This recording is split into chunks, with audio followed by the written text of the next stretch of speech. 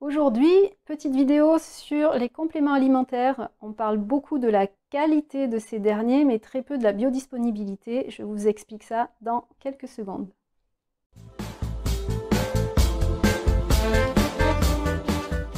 C'est quoi la biodisponibilité? En fait, vous êtes tous conscients qu'on ne va pas récupérer 100% du nutriment qui est contenu dans le complément alimentaire que l'on va avaler. Effectivement, on va n'en retenir qu'une partie. Et donc, c'est ce qu'on appelle la biodisponibilité, c'est-à-dire la quantité réelle de nutriments que l'organisme va récupérer par rapport à la quantité de départ que l'on a ingéré. De quoi dépend cette biodisponibilité? Alors, tout d'abord, ça va dépendre de la forme du complément alimentaire que vous prenez. Vous savez qu'on peut trouver des comprimés, des ampoules ou des solutions dans des flacons. On peut aussi le trouver sous forme de capsules ou de gélules. Donc ça va jouer un rôle dans l'absorption du complément. Ensuite, il y a aussi la forme, par exemple pour les sels minéraux, sous quelle forme le sel est placé dans le nutriment. Par exemple, pour le magnésium, vous pouvez avoir du chlorure de magnésium, de l'oxyde de magnésium, vous pouvez avoir du glycérophosphate de magnésium, vous pouvez avoir du carbonate, de l'hydroxyde, du citrate, etc. Donc je passe sur toutes les molécules chimiques, mais chaque sel de magnésium ne va pas avoir la même capacité à rentrer dans l'organisme. Le deuxième facteur, ça va être l'alimentation ou les autres nutriments qui sont associés au premier que vous voulez, qui vous intéresse.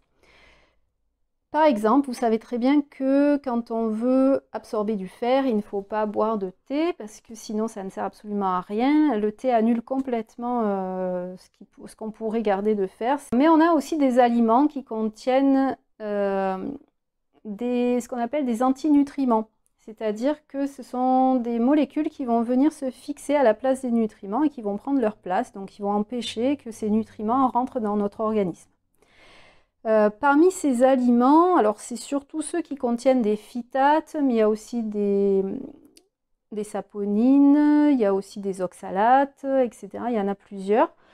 Donc on va dire que c'est principalement contenu dans les graines, dans les enveloppes des graines et dans les enveloppes des légumineuses. Donc c'est pour ça qu'on conseille souvent d'enlever la peau des pois chiches, même si c'est très très long à faire. Vous avez aussi, par exemple, pour les oxalates, il y en a beaucoup dans les blettes, les épinards, etc. Donc, c'est vrai que suivant ce que vous allez prendre comme complément alimentaire, il y a peut-être, pendant que vous prenez ce complément, une alimentation un petit peu différente ou quelques aliments à supprimer pendant ce temps-là. Un troisième facteur qui va jouer sur la biodisponibilité, ça va être la solubilité du complément alimentaire, la solubilité du nutriment. Certains nutriments vont être solubles dans l'eau et d'autres vont être solubles plutôt dans les matières grasses. Suivant à quel moment de la journée vous allez le prendre, ça va avoir aussi une influence. Le dernier facteur qui va jouer sur la biodisponibilité et qui n'est pas des moindres, et qui est pour moi le plus important, c'est surtout l'état de votre intestin. Si votre intestin est en mauvais état, il ne va pas être capable d'absorber les nutriments du complément alimentaire puisque c'est à ce niveau-là que ça se passe.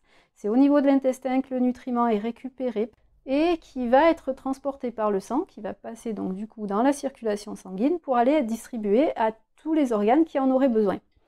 Donc si votre intestin est en mauvais état, il ne peut pas faire son job et il ne va pas pouvoir récupérer et absorber les nutriments, il va les laisser passer, ils vont repartir comme ils sont arrivés.